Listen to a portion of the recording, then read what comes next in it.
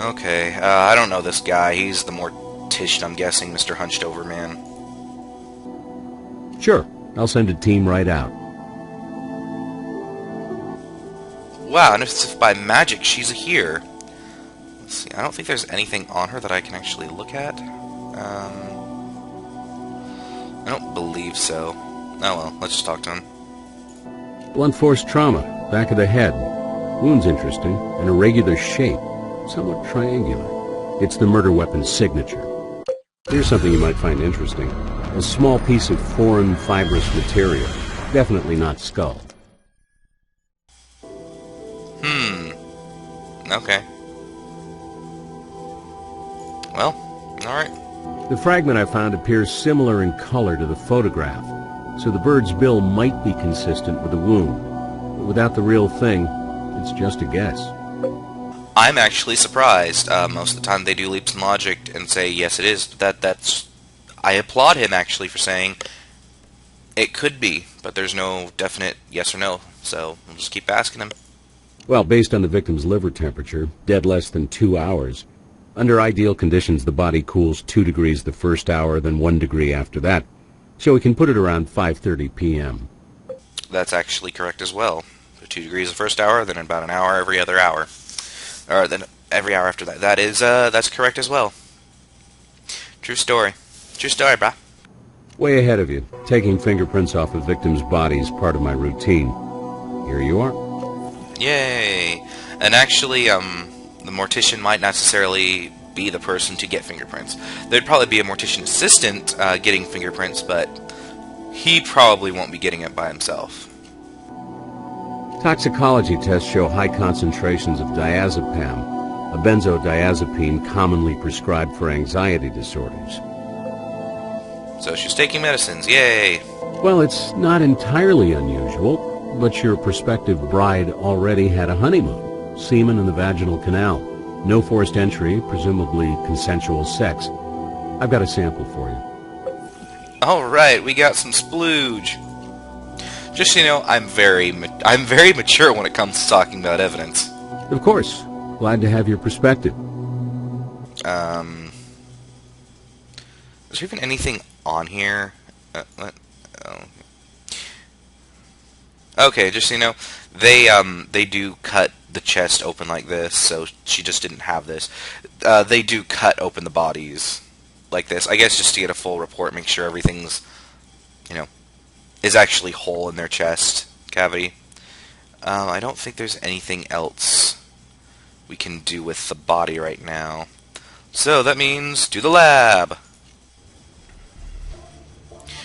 Okay, basically this is the lab fingerprints where finger quotes where everything is done.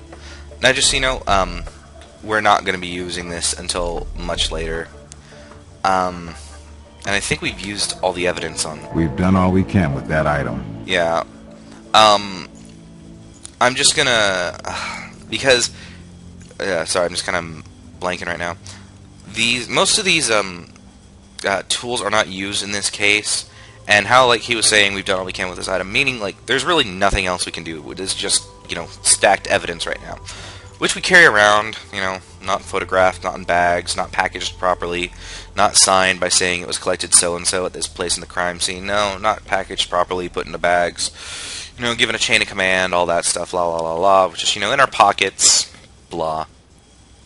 So, this is a comparison microscope. I actually hate using these because, like I've said before, I did take I took a firearms class, and I have this thing called what's known as form blindness, where it works a bit in, it mainly works with fingerprints, but it does in a sense work a bit with microscopes and comparisons. Basically, it's you look at one item, and then in the time it takes you to look from that item to another item, you lose the image in your brain. So when it comes to fingerprints, unless it's directly side by side, I can't remember it. So I have a bit of form blindness. That's why I'm not going to be good at doing fingerprints or microscopy. But for the purpose of this game, since it's easy, it's not hard at all. I have no problem with this. I'm just looking at everything with my form blindness. Oh wow, that just was like. I'm sorry, I'm just having a little fun how long it's taken to read that. We're gonna look at the computer first. And I don't know if this is using crap, I can't remember. I think this might be APHIS. I wonder if this is APHIS or IFIS, which is the Automated Fingerprint Identification System, or the Integrated Automatic Fingerprint Identification System. Technically, there are two separate things, but they're also similar to a sense. But we're going to just look at the fingerprints from the empty pedestal, and let's see it's the empty pedestal. See if they match Nathan Ackerman. Yes, they do. And this is a loop fingerprint. How you can tell, there's only one. There's one. Shit, I'm blanking right now. I can tell because I've already know this thing, but I just know how fingerprints are. There's a delta over here. Well, hang on, let me. Well, if I'm looking at just one side of this, one fingerprint, there's a delta, which means there's a triangular formation of ridge pattern here, and that's called a delta. And you can see as both they have this. This formation means it's like the beginning of a delta, so both of these are similar, and you don't just like click and drag here. You actually have to match points, like you'd have to measure, this ridge details here, this ridge details here. Let's see, this ending pattern here is the same as ending pattern here. This where's bifurcation? Let's see, bifurcation here, which is where one ridge pattern splits off into two. You would do tons and tons and tons of comparisons of this. There's actually no set standard for how many points of consistency you can find between them.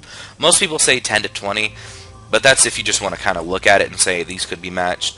But just so you know, there's no set standard of comparison for fingerprints. The prints on the pedestal are Ackerman's. It's no surprise. It's his gallery. Of course, he's still a suspect. Oh, is he now? Well, we'll look at hers, and that's not a match, so we can exit out of that. Yay! Can I, like, anything? Okay, I can't even look. I think that we all have looked at everything at this place right now. Okay, so, DNA analysis, yay! We're gonna look at, blood from the wall. And see if it's the same blood. And this is just, I hate looking at these. Like I said, form blindness, I try to match these up. I'm pretty sure they're Wall the same. spatter matches the Vic's blood. It's a start. Links her to the crime scene. I would make a joke, but, whatever. This is stupid. Of course she's going to be at the crime scene, but what do I know? I just take classes. Also, this is how you can look, this little tab right here, I don't know what it's called, and this game is stupid enough as it is. This is the guy, your person who's helping you, the CSI higher-up person who's helping you. And this is the case. She's given all this stuff. Hey Ben, what's up? How you doing? I'm recording a Let's Play. Yeah. Nah. And you just look at this. This is the evidence trinity, and you can look at all the different suspects in the case. I've actually never heard of an evidence trinity ever. I can't even find it in my books. So, I don't know. This could be something made up for the game, or just something made up entirely. I don't know. I could ask one of my professors, but I'm too lazy to email them. Well, I think I've gone long enough for today, so this will be all for this session of Let's Forensically Play CSI 3 Degrees of Murder. Thank you for watching.